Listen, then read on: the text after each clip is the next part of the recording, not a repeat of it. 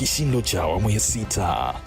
Karibu katika kishindo awamu ya 6, tukiangazia utekelezaji wa miradi na huduma zinazotolewa na serikali. Leo hii tunamulika sekta ya afya. Nitakupitisha katika taasisi ya moyo ya Jakaya Kikwete, tawi la Dar Group.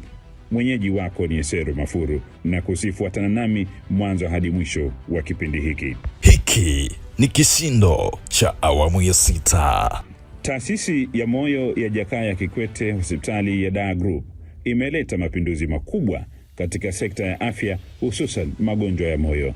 Serikali imefanya maboresho ya hospitali hii ambayo awali ilijulikana kama hospitali ya wafanyakazi, ikitoa huduma za afya ikiwemo magonjwa yatokeayo sehemu za kazi. Daktari bingwa bobezi wa magonjwa ya moyo Tulizo Shemusanga ni mkurugenzi wa taasisi ya Jakaya Kikwete Dar Group. Anaeleza mafanikio ya hospitali hii tangu kuanzishwa kwake mwaka 2022. Hospitali hii ya JKCI Dar Group ni hospitali ambayo ilianzishwa rasmi tarehe 14 mwezi wa 11 mwaka 2022, tukiwa tumekabidhiwa na Wizara ya Afya. Hii taasisi kabla ya hapo ilikuwa ni hospitali ya wafanyakazi ambayo ilianzishwa enzi za Nyerere na ikiendelea kuwa chini ya wafanyakazi, na baadaye ilipokuja awamu ya 5 ya Rais Magufuli, wakaichukua hii taasisi na kuiweka na kuikabidhi Wizara ya Afya, ambayo Wizara ya Afya baada ya kuona maombi yetu sisi ya upanuzi wa taasisi ya Jakaya Kikwete ambayo ilikuwa inazidiwa na wagonjwa pale Upanga, tukapewa hii taasisi chini ya mkurugenzi mkuu Dr. Peter Kisenge na kuanza na bodi na kukabidhiwa hii hospitali na Wizara ya Afya ambayo tulianza kufanyia kazi. Hospitali ya JKCI Dar Group ni hospitali ambayo ilikuwa awali inatoa huduma zote, ikiwa ni pamoja na huduma za moyo, huduma za kama hospitali ya kawaida, huduma za magonjwa ya kina baba, ya kina mama, hospitali ya watoto, hospitali ya mifupa, pamoja na maradhi mengine ya macho, maradhi ya meno, pamoja na huduma mbalimbali za magonjwa ya watokeao watu wa maeneo ya kazi, tunasema occupational health specialization, ambayo ilikuwa inafanyika hapa, na kulikuwa kitengo maalum hapa kikiendelea kuona wafanyakazi ambao wanaumia maeneo ya kazi. Sambamba na hayo, kulikuwa na kitengo cha fizioterapia ambapo watu walikuwa wanafanya mazoezi mbalimbali kutokana na ajali, kutokana na kuumia maeneo ya kazi na sehemu zingine. Huduma hizi zimeendelea kupatikana katika taasisi hii ya moyo ya Jakaya Kikwete, hospitali ya Dar Group. Sasa baada ya kukabidhiwa, bodi ilikaa na kuitambua hii taasisi na kufuata maelekezo ya waziri, Wizara ya Afya, kwamba huduma zilizopo hapa zote ziendelezwe kama zilivyokuwa mwanzoni, pamoja na kuzipa nguvu sana huduma hizi za maradhi na matibabu ya moyo kwa watu wazima pamoja na watoto. Hizi ndizo tulizoziendeleza mpaka sasa. Wakati wa kupokea hospitali hii tulikuwa na wafanyakazi 170 ambao tuliwakuta, na hawa serikali ilisema tunawachukua wote. Tuliwachukua hawa wafanyakazi na kuendelea kufanya kazi nao, pamoja na kuongeza idadi ya watabibu kutoka JKCI makao makuu, pamoja na kuajiri ajira mpya ili kutimiza adhma ya taasisi ya moyo ya Jakaya Kikwete katika kutoa huduma bora za kibingwa na bobezi katika moyo pamoja na maradhi mengine. Vifaa tiba vya kisasa ni sehemu ya maboresho yaliyofanywa na serikali katika hospitali hii. Dr. Sanga anaelezea kinaga ubaga hali hiyo. Licha ya kuongeza wataalamu bobezi, tumenunua vifaa tiba vya kitaalamu na kibobezi katika maeneo mbalimbali. Tumeweza kununua ultrasound, mashine za kiwango cha juu ambazo ni echo za kupima moyo pamoja na maradhi mengine ya kina mama. Tumeweza kununua vifaa vya meno, tumeweza kununua vifaa vya huduma za mapokezi pamoja na special monitors ambazo na thamani kubwa tu, ambazo zimepangwa na kuwekwa sehemu mbalimbali kwa ajili ya kuwaona wagonjwa na kubaini hatari pale ambapo mgonjwa anabadilika. Vile vile tumeweza kuweka vifaa kama ventilator. Hii ni mashine ya upumuaji katika maeneo yetu ya theater pamoja na maeneo ya kitengo cha magonjwa ya dharura. Tuliweza kwa kipindi hiki kununua ultrasound mpya ili kuweza kuwasoma vizuri na kuwapima vizuri akina mama.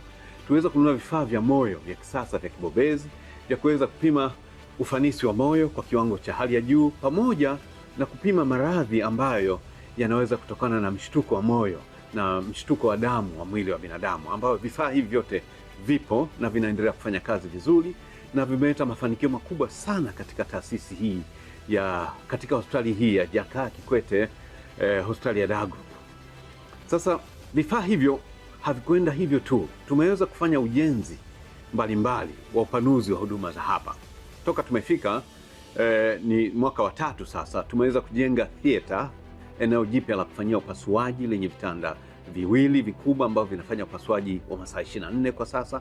Tumeweza kuongeza na kukarabati huduma za emergency medicine, huduma za dharura. Tumeweza kukarabati tumejenga jengo la wagonjwa wa wagonjwa VIP pamoja na kuwahudumia wagonjwa. Kuna wagonjwa wao wanapenda wakae mahali pa faragha kidogo. Tumeweza kujenga hilo huduma ambalo lina vitanda 5 kwa sasa, linaweza kuwahudumia wagonjwa. Tumeweza kukarabati maeneo mbalimbali ya majengo na mawodi ya kina mama, wodi za kina baba na wanaume, na wodi nyingine ya upasuaji pamoja na wodi ya watoto, pamoja na kununua vifaa pamoja na vitanda vizuri ambavyo wagonjwa wetu wameendelea kufurahia huduma za hapa katika taasisi hii ya Jakaya Kikwete Dar Group. Tumeweza vile vile kujenga jengo la utawala na kukarabati ofisi mbalimbali kwa ajili ya wafanyakazi, madaktari. Kwa sasa tuko kwenye hatua karibu zaidi ya 50% ya kujenga eneo jipya la kuonea wagonjwa wetu, eneo la kisasa kabisa, OPD mpya ambayo itakuwa inaona wagonjwa kwa kadri ya kasi ya wagonjwa ambao wamekuwa wakiongezeka katika taasisi hii, ambao ni mafanikio makubwa sana. Tumeweza kuanza kuona utaratibu wa kuanza kupanua eneo hilo. Wakati tunafika hapa tulikuwa tukiona wagonjwa takriban 200-250 kwa siku, na leo naongelea kila siku tunaona wagonjwa zaidi ya 600. Hiyo ni idadi kubwa sana, ni zaidi ya 100% ya ongezeko la wagonjwa ambao tumekuwa tukiwaona hapa, na wengi wamekuwa kikiri huduma bora na nzuri ambazo wanazipata, na kwamba kutimiza adhima ya rais wetu ile ya Samia Suluhu Hassan tiba mkoba, tumeweza kuwasogelea wananchi jirani na pale walipo. Wananchi wengi walikuwa wanapata shida kusafiri maeneo mbali, kutoka hapa kwenda hadi kule Upanga, kutoka Ukonga, kutoka Gongo la Mboto, kutoka Kisarawe, kutoka maeneo ya Buguruni, Tabata na maeneo yote hayo kwenda mpaka kule Upanga ilikuwa inawachukua masaa mengi, na wale ambao walikuwa wanapatikana na dharura wengi walikuwa wanakufa njiani kabla hawajafika kule. Lakini kwa sisi kuwepo hapa jirani na wao kumeweza kufanya tuweze kutoa hizi huduma kwa kiwango kikubwa. Eneo hili limekuwa na ajali mbalimbali zikitokea, na tumeweza kuwa tukipokea ajali na madhara mengine ambayo yanatokea barabarani kutokana na wingi wa watu, na kuweza kuwahudumia wagonjwa katika kitengo chetu cha huduma za mahututi hapa, na kuweza kuokoa maisha ya watu wengi sana. Serikali inatarajia kutumia zaidi ya shilingi bilioni 17 kwa ajili ya ujenzi wa kituo cha matibabu katika hospitali hii. Uwekezaji ambao umefanywa, tunashukuru sana serikali kwa uwekezaji mkubwa sana ambao umeshafanywa kwenye taasisi yetu ya moyo ya JKCI tawi la Dar Group, ambao umehusisha kuanzia rasilimali watu kama nilivyosema, kuajiri watu 149 na kuwaingiza kwenye payroll ya serikali. Hiyo ni uwekezaji mkubwa sana wa human resource. Bila human resource, bila rasilimali watu hatuwezi kwenda tukafanya kazi. Huo ni uwekezaji. Usomeshaji wa watu mbalimbali. Hivi ninapoongea kuna wafanyakazi wetu 19 wako nje, wako ndani na nje ya nchi kwa ajili ya kusomea udaktari bingwa, uuguzi bingwa na ubobezi wa aina mbalimbali, vifaa tiba na kila kitu kwa ajili ya kuja kufanya maji. Wote hawa wamekwenda kwa sponsorship za serikali ambazo zinaongozwa na sponsorship za Dr. Samia Suluhu Hassan kwenye mfuko wake wa usomeshaji wa ubobezi na udaktari bingwa, ili kuweza kuleta matokeo makubwa katika tasnia hii ya afya. Uwekezaji mwingine ambao umefanywa kwenye vifaa hivyo tiba ambao nimesema, ambao una takriban bilioni 5 unaongelea vifaa tiba pamoja na ujenzi mbalimbali ambao umeendelea. Na sasa hizi kuanzia si muda mrefu tunategemea baada ya mwezi mmoja ujao waziri mkuu atakuja kuzindua ujenzi wa jengo kubwa hapa ambalo litakuja kujengwa kwenye taasisi hii. Litakuwa na floor zaidi ya 7 ambalo hili linagharimu takriban bilioni 17 ambalo litawekezwa kwenye hapa, na robo 3 ya hii pesa tayari kwa ushirikiano na serikali taasisi imeweza kuanza kuiacquire, na ujenzi wa hili jengo utaanza hivi karibuni na jiwe la msingi litawekwa mwezi ujao. Taratibu za ukandarasi na consultants zimeshafanyika. Tuko kwenye hatua za mwisho tu sasa za kuelekea kuanza kujengwa kwa jengo hili, ambalo hili jengo litakuwa na huduma hizi zote kwa kiwango kikubwa na cha kimataifa. Kumbuka hili ni eneo ambalo uwanja wa ndege uko jirani. Ni jengo ambalo litakuwa na huduma zote na litakaribisha. Pamoja na hiyo lina corridor nzima ambayo imewekeza kwenye sports medicine, tasnia ya michezo, kwenye afya pamoja na sehemu zingine. Kumbuka tuna AFCON 2027 ambayo itafanyika Tanzania. Sisi tumejipanga vile vile. Licha kuwa na establishment ambayo inaendelea kufanya Arusha kule, hapa JKCI Group kuna hilo jengo litakaojengwa, lina floor nzima kwa ajili ya kuhudumia michezo na tasnia ya wanamichezo pamoja na afya ya moyo kwa wanamichezo. Hili jengo litakuwa hapa na hii tiba itaanza hivi karibuni. Tumeshaanza kwa utaratibu wa mdogo, lakini kwa sasa katika uwekezaji mkubwa ambao serikali inaofanya, hilo jengo litakuwa na huduma hizo. Kwa kifupi, huo ni uwekezaji mkubwa ambao serikali imewekeza kwenye taasisi yetu ya moyo ya JKCI katika hospitali hii ya Dar Group hapa Tanzania. Hiki ni kishindo cha awamu ya 6. Daktari bingwa wa magonjwa ya moyo Daktari Imamu anaionya jamii kuachana na madaktari wa mtandaoni. Kwenye hususan kitengo cha magonjwa ya moyo, toka nilipokuja hapa wagonjwa wanaongezeka kila siku. Mwanzoni wakati nimekuja, nafikiri kwa ujumla nilipoanza kama mimi nilikuwa napata wagonjwa kama 20-25 kwa siku, lakini kwa sasa hivi wagonjwa wanaokuja kutafuta tiba za wagonjwa wa moyo kwa daktari mmoja naweza kufika 50. Kwa hiyo tukiwa wagonjwa madaktari kama 3, unajikuta kwa siku wagonjwa wanaweza kufika mpaka 150 kwa siku. Sio 150 kwa siku mara mwezi, na wagonjwa wengi sana.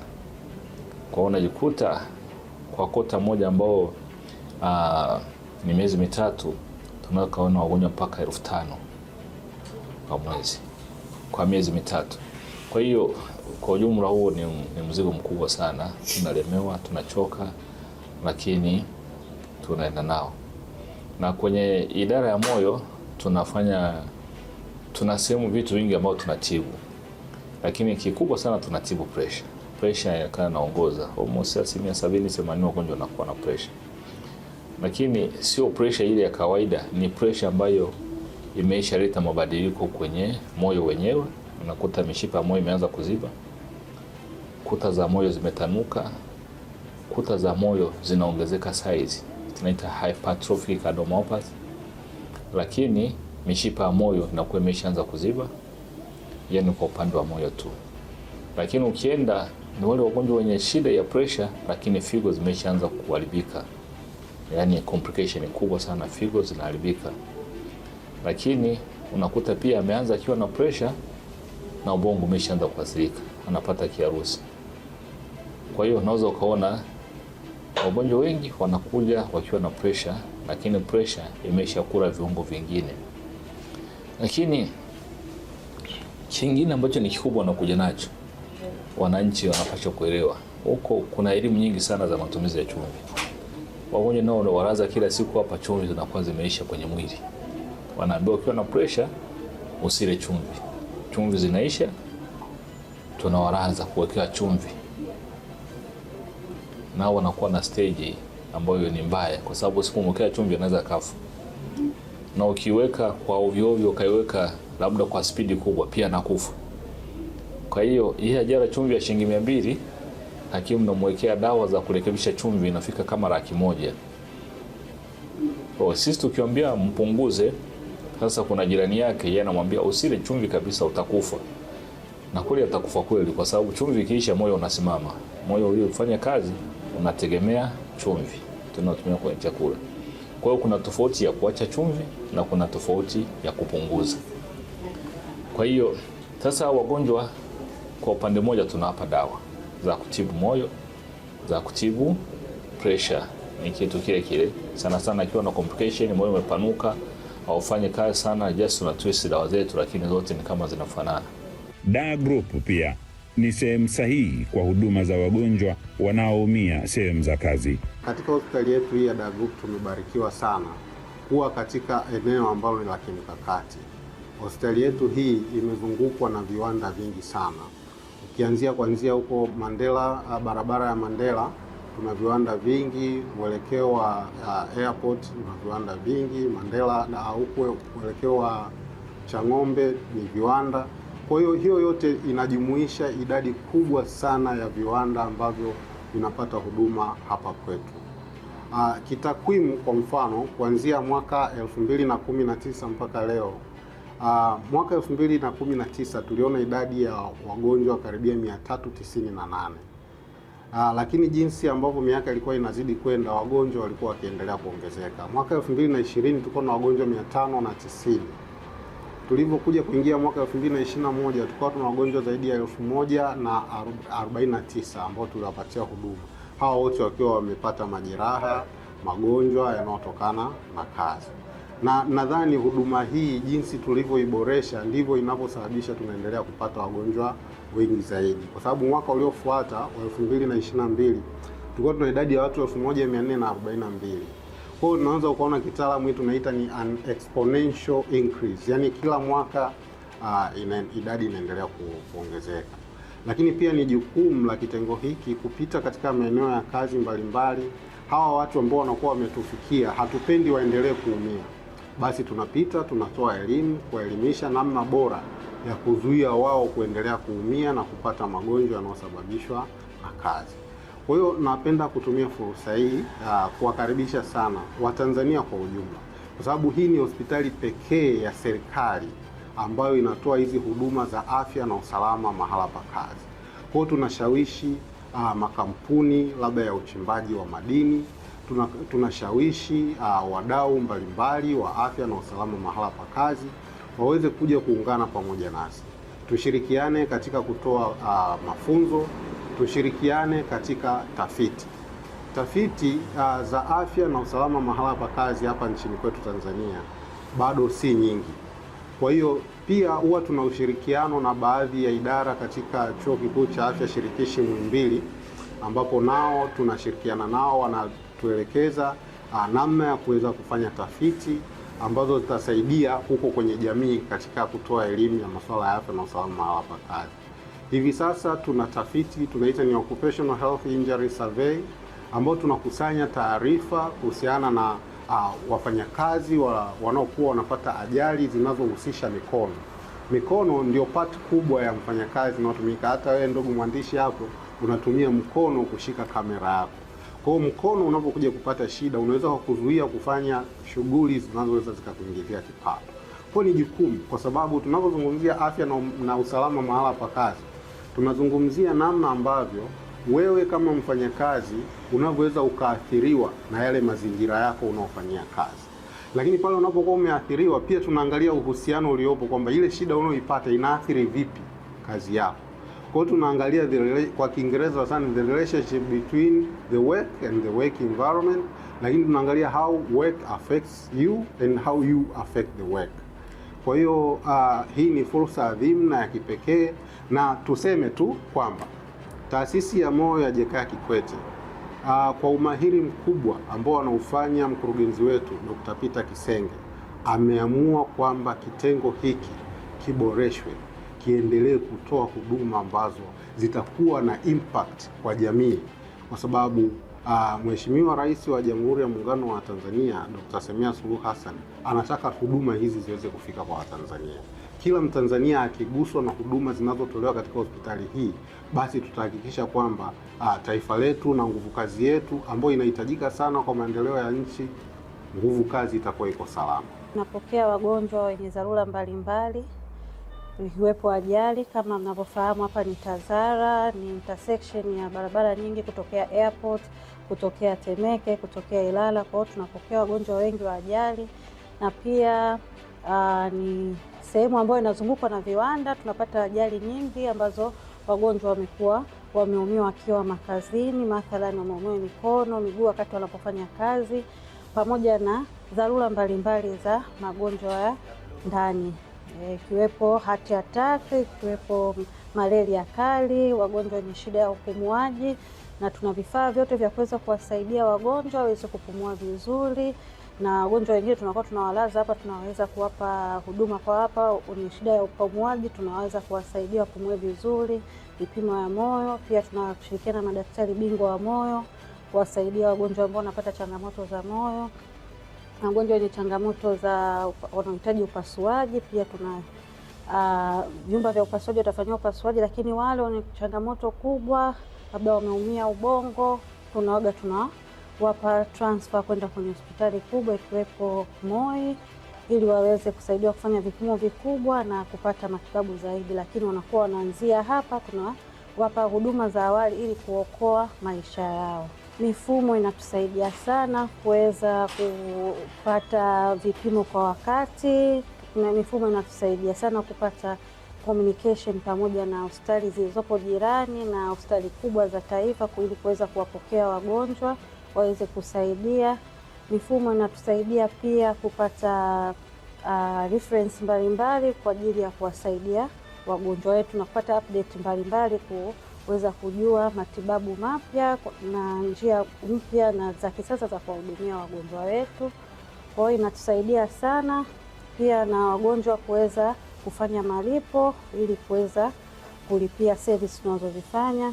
Baadhi ya wagonjwa wanaopata huduma katika hospitali hii wanakiri ilivyoleta ahueni ya matibabu, hasa kwa wale wanaoumia sehemu za kazi.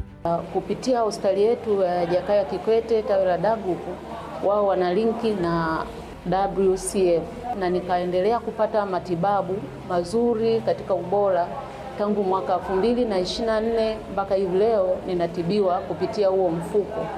Kwa hiyo mimi ni mmoja wa watu ambao nimenufaika na huo mfuko, ninatibiwa vizuri bila shida yoyote. Kwa hiyo naishukuru hospitali yetu ya JKCI Dar Group pamoja na Muhimbili National Hospital ambayo baada ya kupewa rufaa kutoka hapa nilipelekwa kule nikawa ninaendelea na matibabu hayo hadi hivi sasa. Kama umepata shida katika mazingira yako ya kazi, unaweza ukaja pia katika hospitali yetu ya JKCI Dar Group.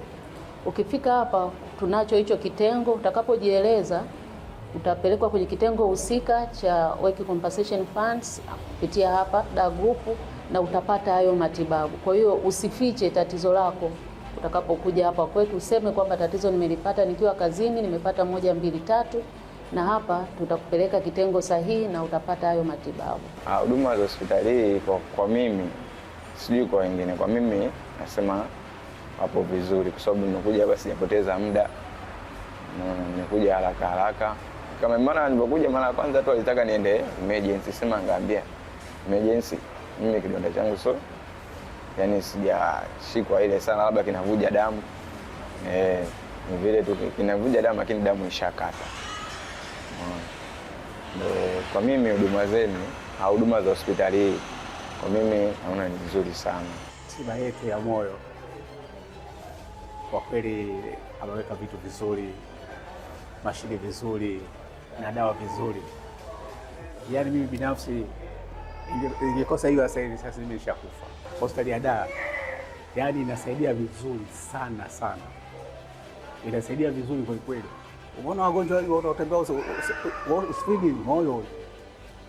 Utamkuta mgonjwa ameshika kuna moyo unasumbua vibaya sana. Lakini hii hospitali Jakaya Kikwete imesaidia sana.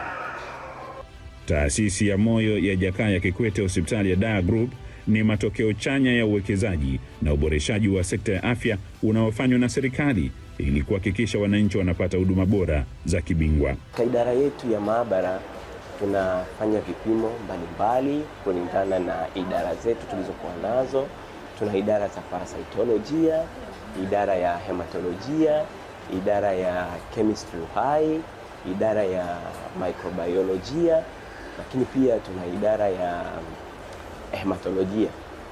Katika idara zetu tunafanya vipimo vyote vinapatikana kwa muda kwa masaa 24 na pia mgonjwa anapofika katika idara yetu vipimo vyake vyote vinachukua muda wa masaa mawili mpaka kupatikana kwa majibu.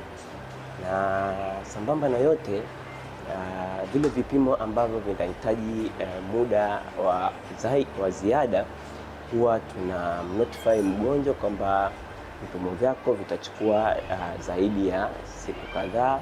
Kwa mfano, vipimo hivi vya microbiolojia ambavyo vinahitaji special treatment, ni vipimo vya kuotesha, huwa tuna notify wagonjwa wetu kwamba apate majibu baada ya siku kadhaa.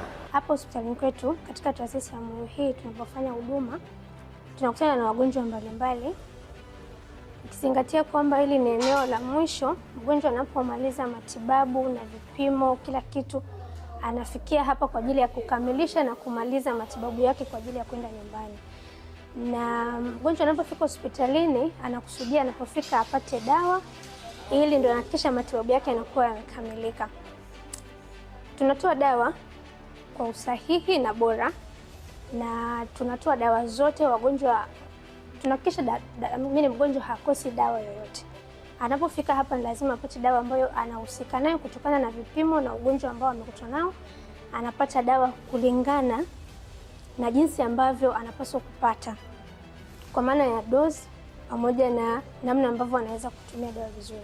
Atapata huduma nzuri kwa maana ya dawa zenyewe, lakini na maelekezo mazuri namna gani anaweza kutumia, namna gani ambavyo dawa ile anaweza kaitunza na vitu kama hivyo. Hivi ndivyo serikali inavyotekeleza kwa vitendo na kuhakikisha wananchi wake wanapata huduma bora za afya. Tamati ya kipindi cha Kishindo awamu ya 6. Kwa niaba ya wote waliofanikisha kipindi hiki, mimi ni Esero Mafuru. Hadi wiki ijayo, kazi na utu, tunasonga mbele.